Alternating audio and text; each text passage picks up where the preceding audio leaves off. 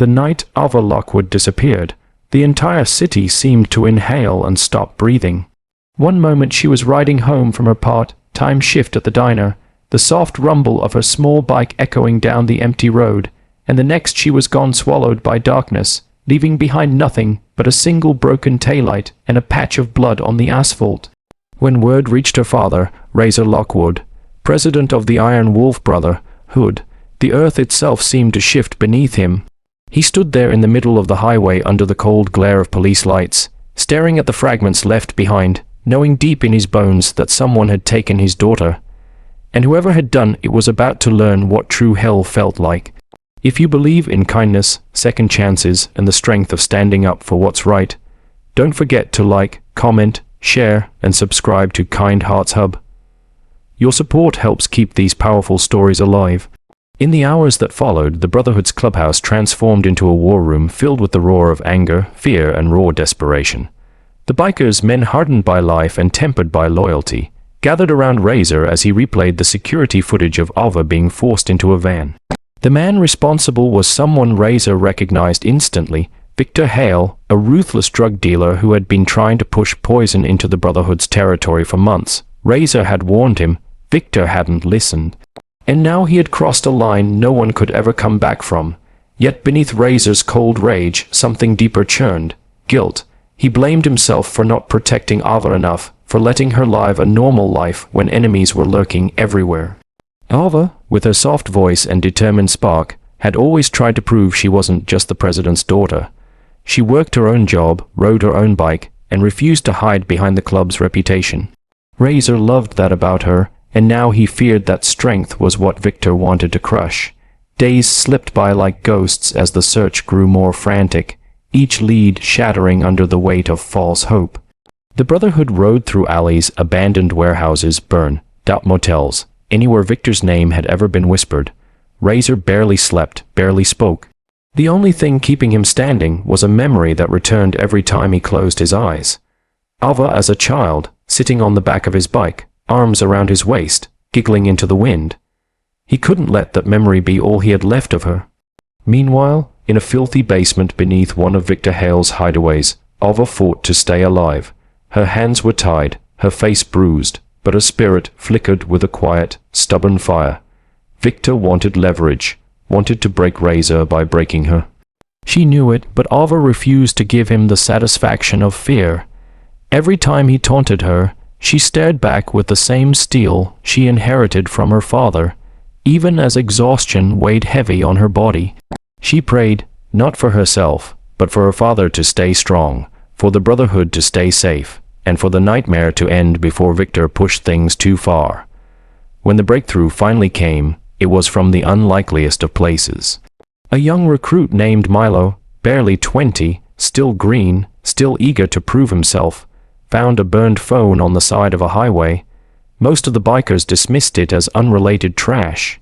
But Milo dug deeper, cracked the device, and uncovered a half-deleted thread hinting at a warehouse outside the city. Razor didn't hesitate for a second. Within minutes, engines roared to life, and the Brotherhood thundered down the road as one unstoppable force, their headlights carving through the night like blades. Inside the warehouse, Victor was preparing to move Ava again. He paced like a man intoxicated by his own arrogance, certain that Razor had lost hope. Ava, trembling with weakness but still unbroken, watched him through swollen eyes. She had no idea help was already on the way, no idea that miles away her father was racing toward her, fists clenched around the handlebars, heart pounding with dread and determination. The moment the Brotherhood reached the warehouse, all hell erupted. They stormed the building with brutal precision, their boots slamming against metal floors, their shouts echoing against the concrete. Victor's men scrambled like rats, but they were no match for the wrath of bikers fighting for family. Razor cut through them like a storm. Every punch, every blow carried years of fatherhood, love, and fear. He wasn't fighting to win. He was fighting to save the only light he had left in a world that had taken too much from him. Then he found her. Ava was slumped against a pillar, shaking, bleeding, but alive. For one suspended moment, Razor couldn't breathe. He dropped to his knees, pulled her into his arms, and felt her cling to him with the last of her strength. Relief crashed through him so hard it stole his voice, She whispered that she knew he'd come. He whispered that he'd burn the world down for her, and for a moment, father and daughter simply held each other, letting the pain pour out. But Victor Hale wasn't finished.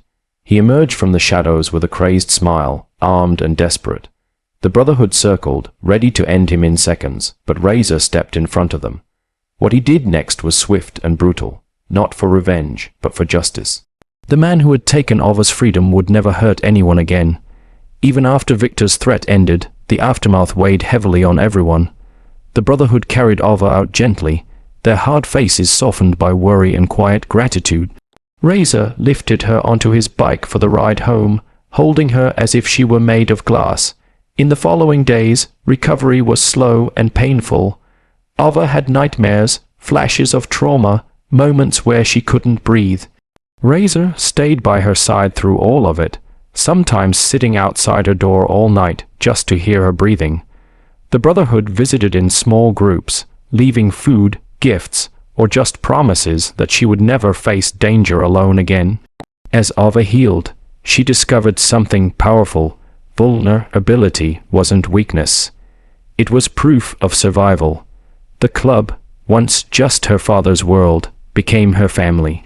She began working on community projects with them, turning her pain into purpose, helping others escape the cycle of violence and addiction that Victor had thrived on. Slowly, the darkness that had nearly consumed her began to lift. And Razor, hardened biker president, found that his daughter's quiet resilience was teaching him something too. That even in the most brutal moments, love had the strength to rebuild what fear tried to destroy. Their bond, tested by horror, became unbreakable. If this story touched your heart, please like, share, and subscribe to KindHeartsHub.